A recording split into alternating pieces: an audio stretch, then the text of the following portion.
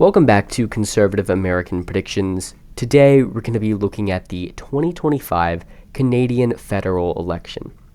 And I know it's been a while since I uploaded, and I do apologize for that, and I'm not completely sure if I will be back with the regular upload schedule, but because this is such an important election, especially considering this is an off election in the American electoral cycle, I thought it would be a good idea to make a video about this.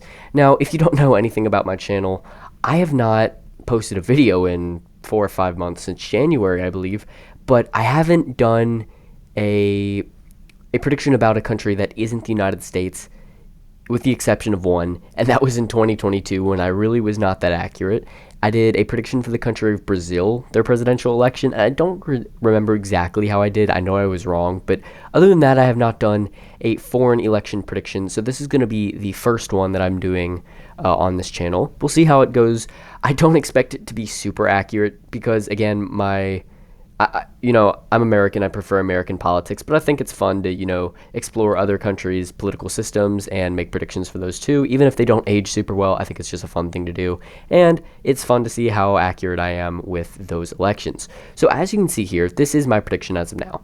The Liberal Party gets a majority, which they currently don't have, reaching 178 seats. The Conservative Party gets 129 seats, which is actually a net gain for them as well. The Bloc goes down in seats, down to 25. The NDP loses most of their seats, down to 9, and the Green holds their 2 seats. And the seats here that you see in the safe and likely columns for each party are seats I consider very, very likely to go for either party. So I don't see a realistic path that Liberals go under 128 seats, but I don't see realistically, like if it's just a straightforward election, of Liberals getting under about 156 seats, the safe and likely seats. Same thing for the Conservative Party. I don't see them getting under 110 seats in a realistic cycle, but absolute worst case for them, I don't see them getting under 88 seats. That just is not happening. Now for the Bloc, I don't see them getting under 15, which that isn't horrible for them. I believe they've had lower numbers in the past, but that definitely is not a good number for the Bloc either. Now for the NDP, an atrocious number for them would be getting 3 to 4 seats, which is what I see their absolute worst case being. But again, 4 probably their realistic low. And the Green Party, realistically, I don't see them going below 1, but they potentially could drop down to 0 seats. So we're going to explore the wiki page real quick, and I'm going to walk through some things about the Canadian election. Number 1, Mark Carney is now the Liberal leader, as probably every one of you knows. No longer is it Justin Trudeau, and that is one of the biggest blessings the Liberal Party has ever gotten. The 2 biggest blessings, probably in recent memory for the Liberal Party, are Justin Trudeau stepping down from leadership and the election of Donald Trump as President of the United States. And in the last few months that I haven't filmed a video, as you all know, it has been a very, very chaotic last few months. Trump has done a whole lot that a lot of people don't like, a lot of people do like, and Canada definitely does not like, because Trump has talked a lot about making Canada the 51st state, which obviously is not going to happen. There's no plausible pathway forward for that to happen, but it really has antagonized Canadian voters into backing the Liberal Party because they feel like Polywave is too close to Donald Trump. Another problem is when Mark Carney became the Liberal leader, he did something very, very smart. He axed the carbon tax, which, if you don't know anything about that, to my American viewers who don't keep up with Canadian politics, basically that was Pierre Poilievre's major platform for a couple of years now. The carbon tax was a very unpopular tax in Canada that Justin Trudeau kind of championed, and Poilievre made a massive, massive deal out of it because he said it hurt everyday Canadians, which, according to the backlash the Liberal Party received, it did. But with Carney kind of, getting rid of that tax and presenting himself as just a very moderate liberal, it's really messed up the Polywave and Conservative campaign. What do they have to campaign on now? Well, not something as big as the carbon tax. In America, you remember kind of in 2024, Trump's main thing was immigration, inflation. Those were the 2 main things for Donald Trump. For Kamala Harris, it was abortion, probably the economy as well. But, each campaign really has 1 or 2 major things they focused on. For Polywave, it was the carbon tax. They don't have that anymore. But, Polyev is a pretty charismatic leader, and he has kept the party from absolutely collapsing, but the party has definitely partially collapsed over the last few months.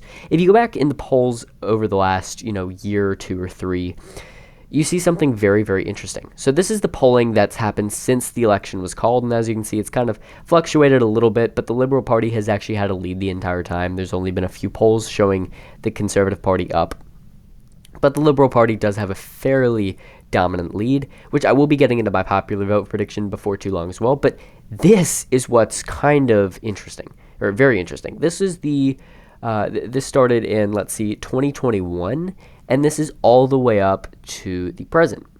Now, as you can see at the start, the Liberal Party had a narrow lead, kind of expanded a little, but then the Conservatives, kind of started taking over. That's what you would expect. The opposition party tends to take over the polls, regardless of country. Unless the incumbent is super popular, they tend to, take over the polls and start doing pretty well. Also, what you can see is the NDP is doing very well at this point. The NDP, if you don't know, is what would be in America probably a far left party. I think in Canada it's considered left to far. I don't know if it's considered far left, but in America it probably would be considered far left because, again, Canadian politics is much more left shifted than American politics. So very left-wing party, pretty stable the entire season. Now getting into 2023, 2024, really the peak was around the end of the year of 2024, as you can see here. The Conservatives actually reached about 45%, a little over 45%, and that's really monumental for Canadian politics in a multi-party system like this, where there's more or less two major parties, and then maybe one or two, depending on how you look at it, minor to major parties, especially the NDP. But then what happened? Trump was elected, the tariff talk started rolling in, the 51st state talk started rolling in, and you just saw a monumental gain for the Liberal Party to where we are now, where the Liberals are actually ahead of the Conservatives again. And the NDP has just utterly collapsed. It's really insane what has happened to the NDP. A lot of this is probably Liberals or left-leaning Canadians who just want to make sure that someone they feel is tougher on Trump is elected, electing someone like Carney instead of, just electing someone who's politically closest to them. And as you can see, the Bloc has went down a little bit too, but the Bloc has pretty much held steady, same with the People and Green Party. But now looking back at the seat count that the parties had before this. So if you didn't actually already know, the Liberal Party did not have a majority from the last election. They have a plurality. They have a fusion government, I guess you could say, with the NDP. The NDP helped push them over the top. As you can see here, the NDP has 24 seats currently. And if you add that to the 160 seats that the Liberal Party has, and I believe they had a few more seats because there's been a few special elections giving the Conservatives a few seats. Yeah, as you can see here, the last election they had 162 seats. Currently they have 152. But if we go off of the 160 seats they were elected with, you add the 24 that the NDP has and were elected with, that puts them over the 172 seats needed to form a majority government. So they have a coalition government right now. The Liberal Party does not actually have a majority, but according to my prediction, they will actually end up with a majority, so that is good for them. And based on their current seat count, they're going to go up by 20 seats, but based on, 26 seats, I believe I have it at 178. So they're going to go up 26 seats based on their current seat count, and they're going to go up about 18 seats based on their last election count. Now, the Conservative Party currently has 120 seats. We're elected with 119 seats. As you can see here, they go up 9 and 10 seats respectively. Now, the Bloc, which, if you don't know, the Bloc is a Quebec nationalist party, a Quebec independence party, and they're they're left of center in Canadian politics. In America, they'd probably be considered left-ish.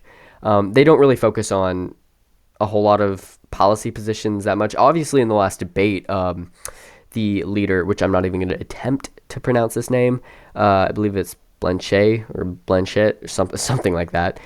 He did pretty well, and he probably has stopped the party from losing all of its, or dropping a lot in the popular vote, but he is a pretty good leader for the party, and even in a year that's not that favorable for them, they're going to be able to hold on to a lot of their seats. But again, they are only in Quebec because they support Quebec independence, and they're going to go down by 8 seats.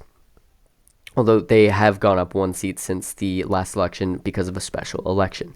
Now, the NDP, really, really bad news for them because, as you can see here, they were elected with 25 seats. They currently have 24 because of a special election. According to this, they're going to lose a lot of seats. They're going to lose 15 seats. That is not good for the NDP. Sure, losing 15 seats is a major party. Not good, but that's probably just your average election. A somewhat minor party like the NDP losing 15 seats, that is not good for them. So they're down to 9 seats, and the Green Party more or less just holds their 2 seats.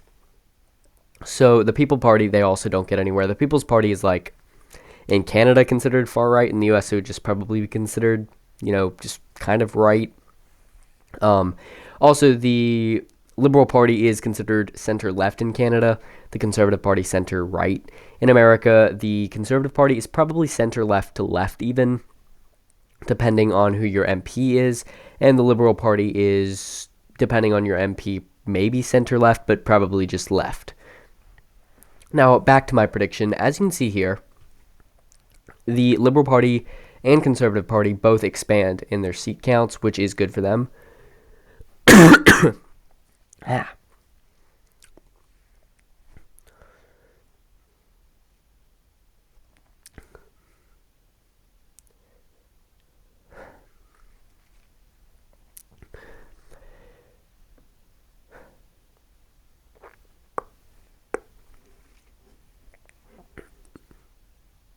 And it kind of helps establish their dominance in the somewhat two-party system.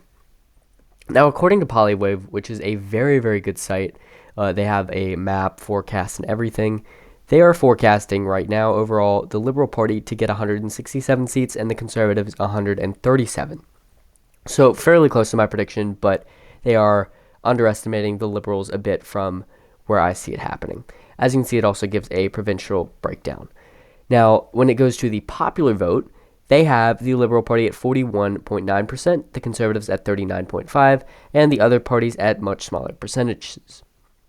Now, according to my prediction right now, I see the Liberal Party winning with 42.1% of the vote, the Conservative Party at 38.5%, the Bloc is at 6.3%, the NDP is at 8.9%, the Green Party is at about 2%, and then the People's Party is at 1.4%, and other is at about 0.8%.